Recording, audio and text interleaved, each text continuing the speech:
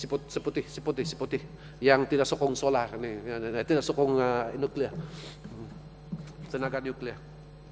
Terima kasih Datuk Yang Dipertua dan juga Timbalan Menteri. Saya rasa agak aneh juga kadang-kadang saya lihat kenyataan dibuat oleh Menteri. Kadang satu hari dia cakap, kita akan membangunkan tenaga nuklear. Satu hari dia kata kita nak membangunkan tenaga solar, kajian dibuat, ini semua ulang-ulang banyak kali lah. Tapi sekarang kita lihat pelaburan asing ke Malaysia, terdapat setelah 3 syarikat besar solar telah pun menaruh pelaburan mereka di Malaysia.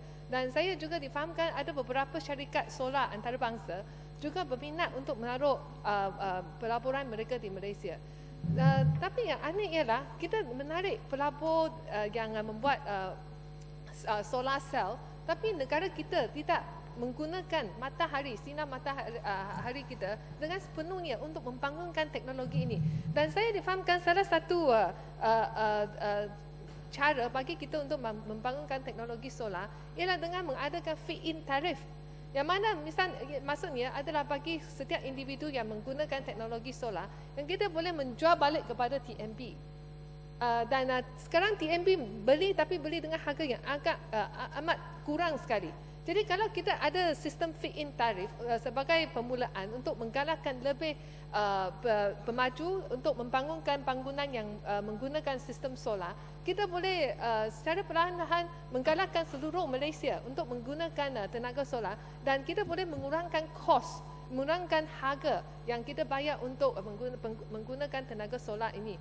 Tapi saya rasa kenapa ini masih tidak diimplementasikan, kerana saya tahu bila pelabur asing mereka juga selalunya tanya sama ada negara kita melaksanakan feed-in tarif atau tidak, kerana mereka juga mahu lihat sama ada Malaysia ada pasaran ataupun tidak bagi mereka untuk menaruh pelaburan. Sekarang yang pelabur bagi pengilang solar, mereka datang Malaysia ada jual ekspor keluar. Ringkas Wan. Ya, saya rasa ada tiba masanya bagi kerajaan untuk mengadakan feed-in tarif dan kita lihat TNB. Sekarang harga elektrisiti kita adalah paling mahal sekali di sekarang. Kenapa sekarang harga minyak telah pun turun separuh? Dan TNB harga elektrisiti kita masih begitu tinggi. Kenapa kita tidak menghendaki pihak TNB untuk menggunakan semua keuntungan yang mereka buat itu, bahkan mengadakan sistem feed-in tarif sebagai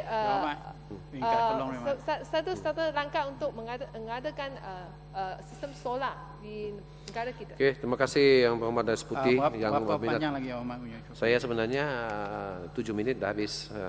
Sekejap lagi, 10 minit paling banyak. Saya memberi perhatian kepada apa yang disentuh Yang Berhormat kepada Deputi, dan apa yang disentuh itu memang sebahagian ada isi jugalah.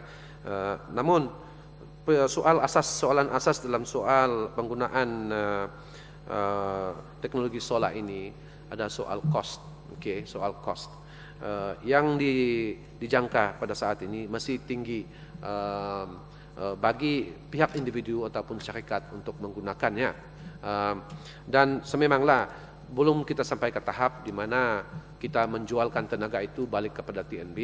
Jadi soal, tapi sebagai galakan untuk masa depan, perkara seperti tarif yang disatukan tadi bolehlah nanti dibangkitkan nanti setelah menggulung di peringkat ketak nanti.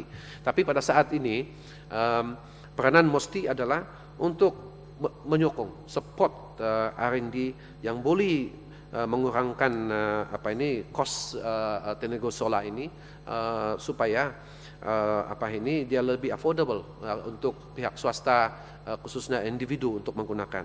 Untuk makluman Yang Berhormat, sememangnya memang ada tidak kurang 2 atau 3 syarikat besar yang sedang mengusahakan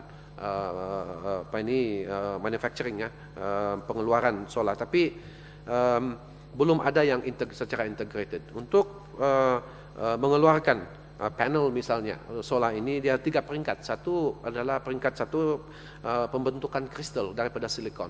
Itu pun begitu specialized dia punya teknologi. Kedua dari segi persiapan wafernya. Okey, dan yang ketiga pembuat panel di mana ditaruhkannya. Belum ada syarikat yang sekaligus boleh buat 3 perkara ini.